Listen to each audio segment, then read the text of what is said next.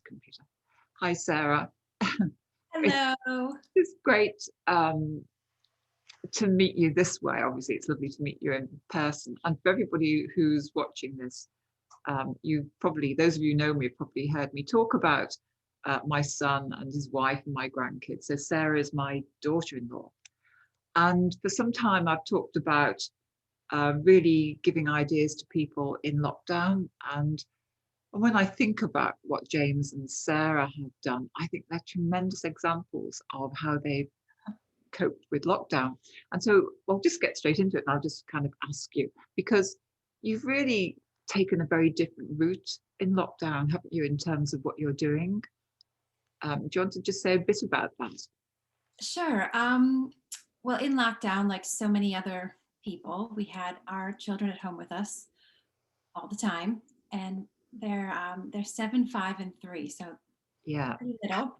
Uh, so there's a lot of juggling going on around our house because James, my husband, had to work from home, and our little boy he was still 2 at the time, so he was still napping in the day. So I was trying to do the homeschooling. He was trying to work someplace, and we're in a pretty small house. So it took, we were just moving around. Which you've completely renovated as well. So you've Yeah, had that going on and this. yeah. So it's Yeah, not, luckily we got the renovating done before and down. and James had changed his line of work. Yep. So he was just starting building his Yeah. own business. Yep, in finance as a financial advisor, and I had planned to go back to work as a teacher.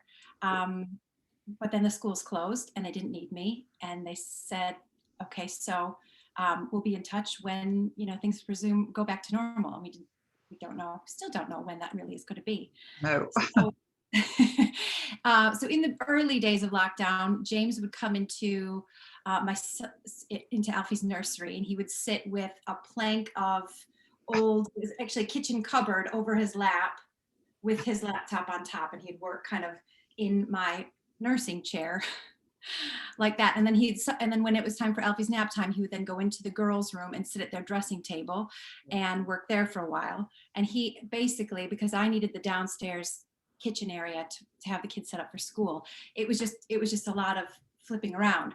And he kept looking at desks and saying, oh, I really just think I need a proper workspace. Yes. And we thought, okay, what we'll do is we'll move Alfie's cot into the girls' room. We'll just put all 3 kids into one room, and we'll get you a desk. But the trouble was the kind of desk that he just wanted something really simple. Yes.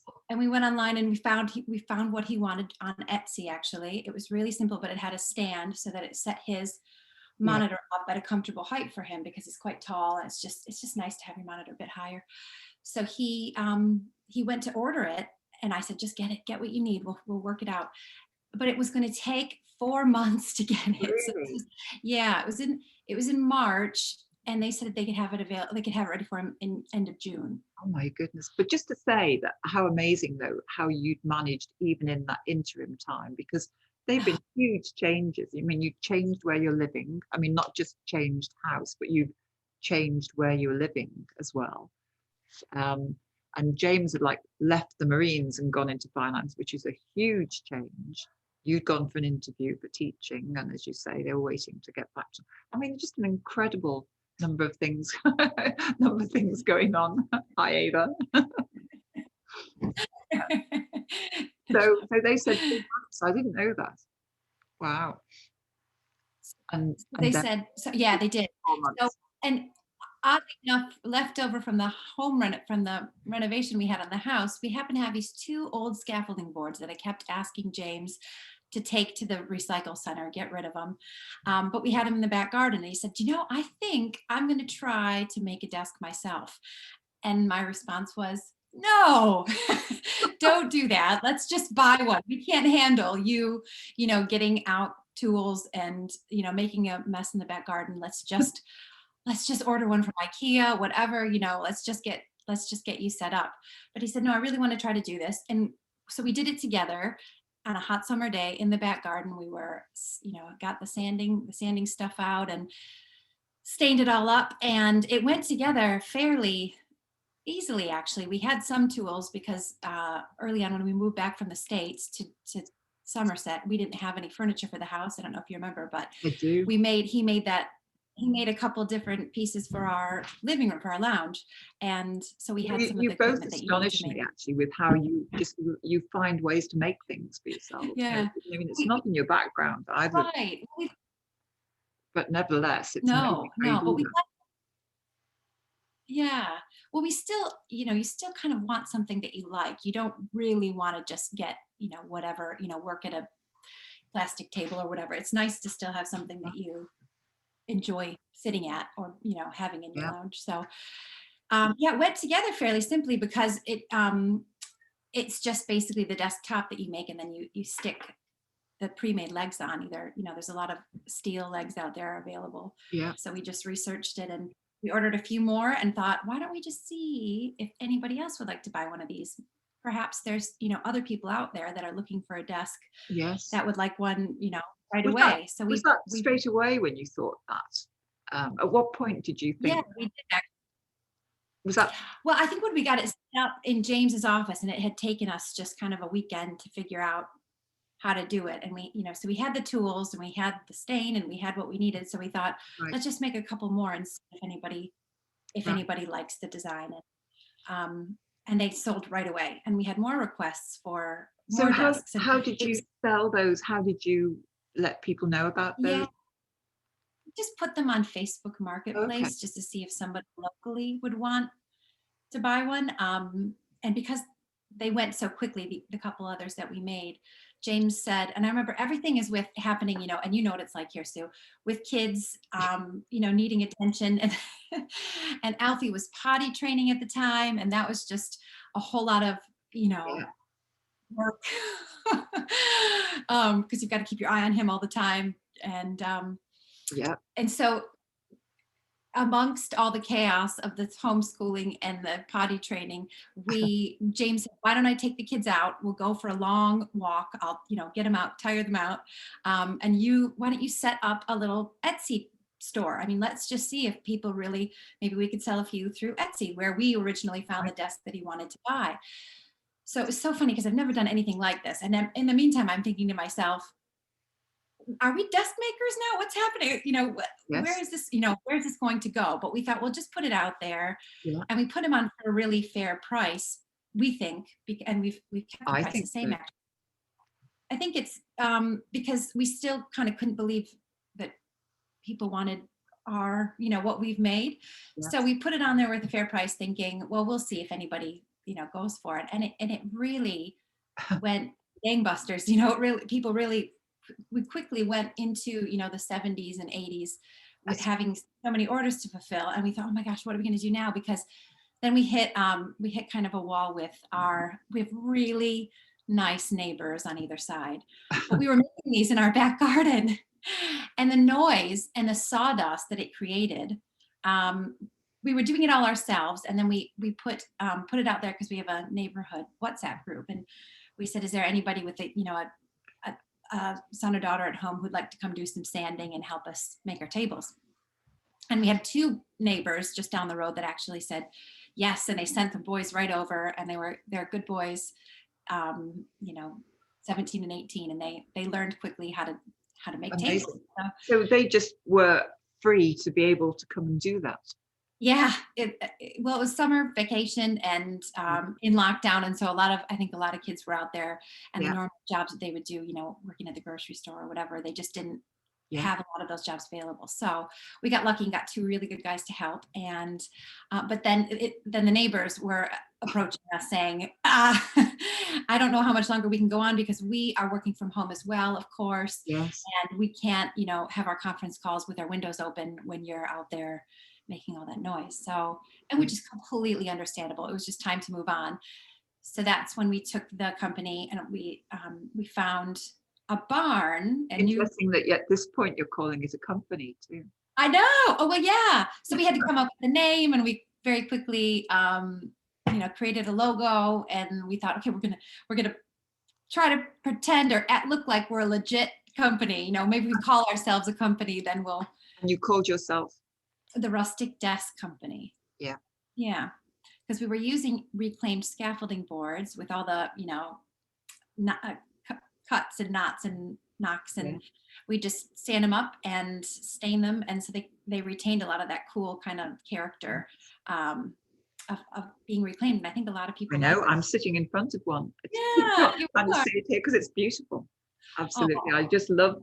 I often rub my hands along because it's And so you rustic. think, where have these been and what have they seen? And I know. It's yeah, fascinating. it Yeah. is cool. Yeah, thank you.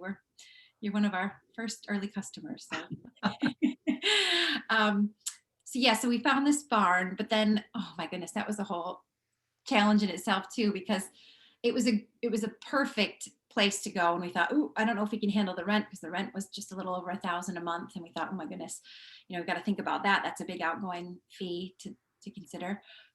But the farmer who he just built this barn, it was a brand new build barn. He had put the concrete flooring in himself, and he was very precious, very particular about his barn. So one of the boys, when the boys went up to work, there was a bit of stains spilled on the floor, which does clean up. It can be cleaned, but the farmer was just about ready to evict us. He's just so upset that we weren't. And he said, it's so dusty in here. It's so dusty. And we said, oh gosh, we told you we would be sanding and making tables. It's a messy job. But we thought we were very close to him, I think, kicking us out. But we said, of course, we'll clean up, we'll make Yeah. sure to take very good care of your barn. But that was a whole nother issue. We thought any day now they're going to kick us out, and then where do we go? We've got to find someplace else. And we'd called all over to see if we could find a backup place, and couldn't find anything. But luckily the farmer has calmed down a little bit and is So letting us. how did you handle that in such a way that he calmed down? Well, I think just chatting to him and saying, we're truly, I know that we haven't been in your barn for long, but we're decent people, and we're going to make sure that we return this barn to you in the state that Yeah. we started. And really, it is a messy business, and I know, and I'm sorry that we're making everything dusty in here, but we will clean up after ourselves, and we will look after this as if it's our own. So please trust us. And I think he calmed down, and he did, and he thought, okay, well, they do seem like good people. And he saw how hard we were working in there, because we had, all of a sudden, from nothing, we had all these desks to make. And I think he saw that we had probably no place else to go, and he's Yeah. decided to give us another chance. But he's been very nice since then. So So hopefully that's all okay now with that's him. all okay now, for now. Um, but then we had another problem with Etsy in November. So we were getting all these sales. And what would happen was, you know, one day we get 4 sales one day, and then the very next day we'd get 6, and then we get 5 the following day. And that we were like, oh, this is great. So many people want to buy these tables, but we couldn't get them out at that same speed. No. You just can't, you can get about, we managed to get about 3 out a day if we're really running well. Because you were delivering in a short space of time We were trying to and get out to people. delivering them yourselves. Yeah. So James, it was, it was one of the craziest times, and it still is really, that now that kids are back home, trying to get these tables out to people who say, oh gosh, I've been working at my on a bench in my kitchen for Yeah. weeks and weeks now, and my back is killing me. Please, could you just get the desk done as soon as possible? And you feel for these people, because James was in the same Yeah. position, moving around from room to room and not really Yeah. feeling like he had a place to be. So you feel for these people, and you want to help them right away. So Well, you do. That's I think what's so uh, special is the way that you care about people who are your customers. well, it feels really good, because so many people have like a particular little bitty space, and they're just trying to make it work as a work area, or they've changed things around in their house, and they want to make the room above, they've got a room above their garage, and they can finally put this great big desk in there and have a workspace, and they're so excited. So you can make little bitty desks or great big desks, and it's just really fun, because people often, through Etsy, it's a really nice place to sell, because they'll show you a picture, post a picture, and leave you a review, and you just feel like you get a little bit of love back from them after, and you see them with the workspace that they've created. So it's really a rewarding way of doing it instead of just sending it off like on Amazon and you just don't know, you know, if Exactly. anybody even liked it. You usually get feedback left for you I'm in still that. waiting to find a way to put my review on there as well. Oh yeah. Oh yeah. Yeah. You should be able to, I think. And yeah, soon. I Anyway, know. so Yeah. you hit a bit of a problem with Etsy then. Yeah. So because we had so many open orders, we started to fall behind because we just couldn't get them out as fast as we promised. And that was a learning thing for us. Like we just wanted to get them out in Yeah. 3 weeks' time, but we couldn't do it. We just couldn't. We had too many.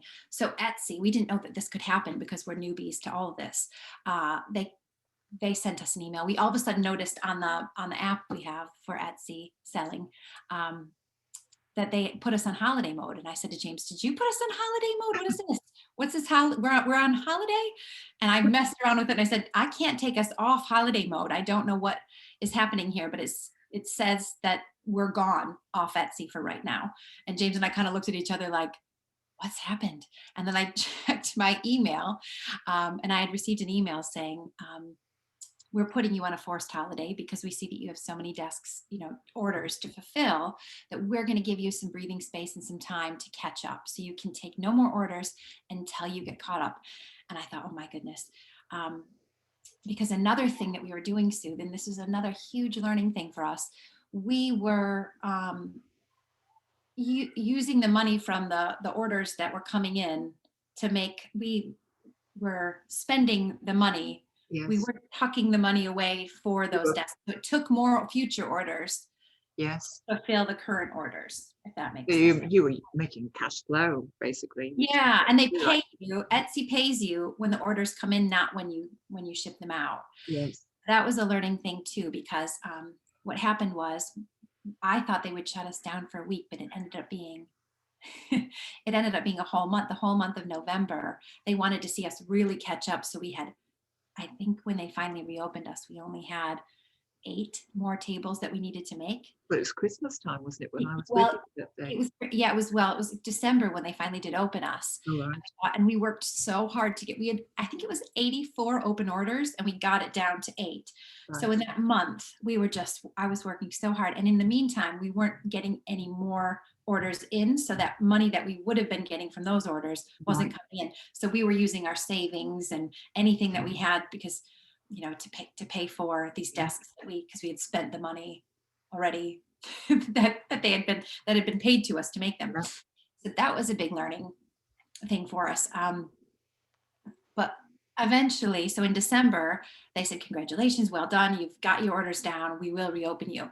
And we thought, great, let's go. Let's bring in some more orders now. Let's go to, you know, have another 4 sales and 5 sales. We'd be ready because we're on top of things.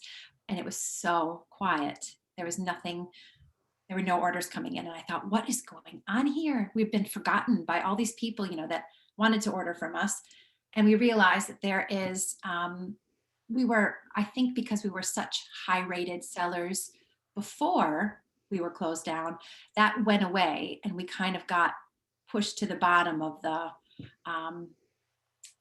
however it works. The It's, visibility, yes, somehow. yeah, the visibility of us. Visibility on. Yeah. So we just weren't being seen, or we were way down at the bottom of, you know, all these desk makers that had probably popped up in the time that we were away. So we didn't get any more orders, or very few. We got like three orders in December.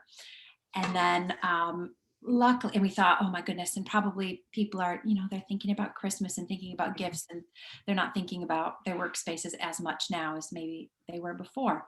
And we thought, oh my goodness, this might be the end of us. We might have to, if we can't pay the rent at the barn and we can't pay the lad that works for us, then that's it. We're going to have to think of something else. But luckily in December, right after Christmas, we got a sale and then another one and another one. And now we're back up to getting, you know, 2 or 3 or 1 or something, a more manageable amount of sales each day. And just luckily, it's kind of just picked up on its own gradually. That's amazing. I mean, what's remarkable is you had, I mean, it's, you know, you're such an amazing example of having so many setbacks, so Oh, many hiccups, felt and like, yet I'm coming through them all. well, thank You know, you. Well, we're absolutely. I mean, it's just, a lot of people would give up or get really down about it. And I know it was stressful at the time. But the fact you keep finding ways to come back. And for me, that's the kind of recipe for success. Oh, yeah, resilience. Yeah, I feel like that has been the name of this year for a lot of people, not just me, but just being able to get through with the craziness of having I your think kids. it's but I think it's a great example of getting through in that you used what you needed yourselves, like the desk for James, Yeah. and you saw an opportunity or you created an opportunity with that. And then, and it's such a new area for you in a sense, to be move into desk makers as opposed to Yeah. teacher or marine and financial advisor, for example. Yeah. And then to be learning. I think that's been such a key theme this year for people who seem to have, if you like, survived or thrived, are people who've learned, are committed to learning and learning very new things and new ways of doing things. Yep. That has certainly been the case with us. I'd never, ever, ever thought I'd become a carpenter No, and or a small business owner. And I'm proud to say that I'm both now. you are. And I never saw that coming. So, but it's been really fun and it's been really fulfilling. And I really do look forward to going to the barn and staining up and sanding and doing, communicating with people. And people are just so Well, I wonderful. think that's something very special. Is the way that you communicate with people. From what I've heard, is the way that the way you engage with people, either when you're taking the orders or when you're delivering orders. I mean, and I've seen you, I know that you have to carry these great big desks, take them to places. Uh, I know. Although some have been shipped abroad, I know as well, but Yeah. nevertheless, the fact you're carrying these great, Oh amazing my gosh. desks. Oh, I know. It has been crazy, but I'm proud of us too. When I think about it, I think, oh my goodness, what we have when you think about the challenges, we have overcome a lot. You think, okay, one day at a time, but Yes. months later, we're coming up on a year of being in this crazy COVID And something that time. struck And me was when I was with you at Christmas and we were kind of not playing that game, but that card game, which was about, talking with children. You had questions to ask them, and then you asked the questions of each other. And one of the questions was, what's your ambition? Or I think it was something like that. What ambition do you have for yourself? And you asked it of James, and he said it was, and I had no idea what he would say, and he said it was to build an epoxy resin table. yeah.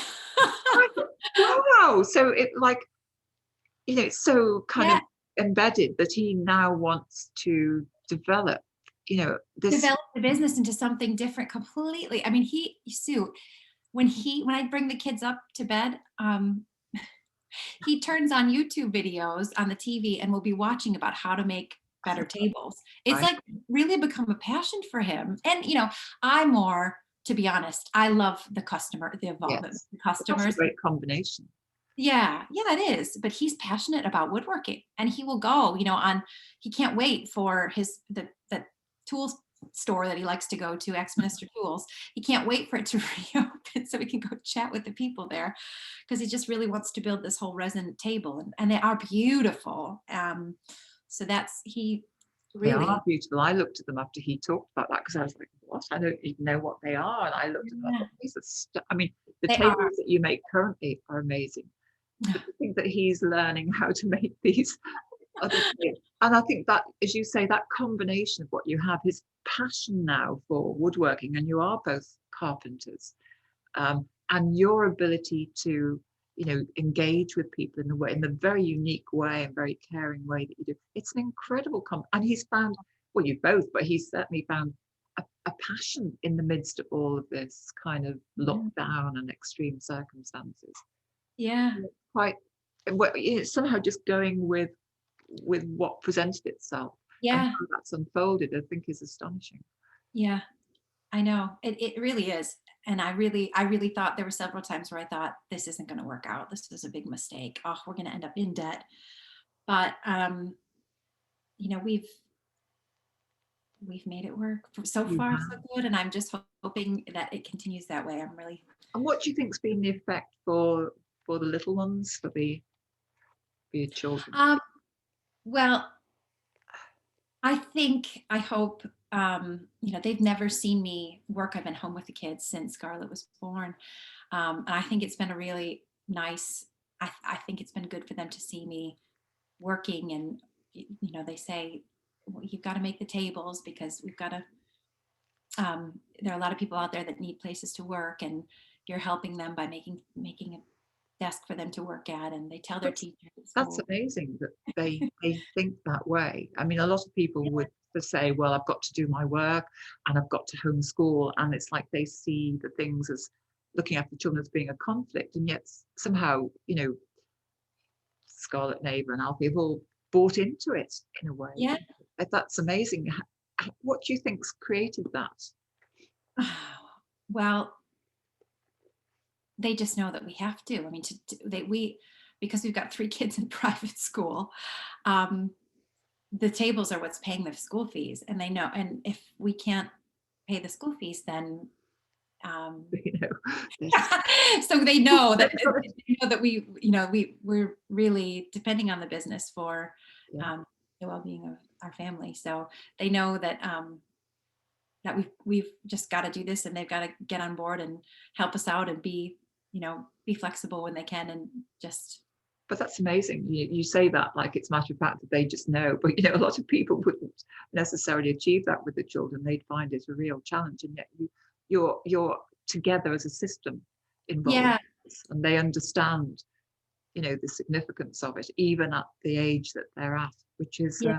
which I know you had tables in the kitchen for a while and was staying Oh, there and things like. So they saw it happening. yeah, they saw it happening around us and they say, "Oh, these tables." But it's amazing how resilient kids are. And it's amazing how they just played around the tables that were taking over our house for a while there. And they know now that, their homeschooling happens until lunchtime. And then after that, they need to take care of themselves. James will be upstairs working, but they're going to have to just play. And they're doing that now. And they're doing that now. Well, I go off to the barn and I spend, from noon until 4 working on those. So today, James is at the barn. They're Yeah, playing with they're each other, Yeah, and and it's you're amazing able. how they've risen to the occasion, and Scarlett and Ava know that they must look after Alfie, and they all know, what just to let me get on with things, and when only to come in really if it's, a And I really love that Ava popped her head just round the I corner. know, I hear grandma, but I know that I probably shouldn't be here, so I'll go look after Alfie. And they've been amazing. The girls have been amazing um, at looking after the little guy and taking care of each other. It's Well, really you've been amazing, I think, in the way that you've created that for them, so that they take that responsibility. They take that ownership of that. They rise to the occasion. They yeah. deal with the issues that face them as well, just as you do. So, I mean, you're incredible examples to them. Thank you. Oh, So, what would you say overall then? What is there a biggest learning of all? Do you think, Sarah? What would you, or what would you say to it, like other people who are, struggling in lockdown and in these very different times that we're in?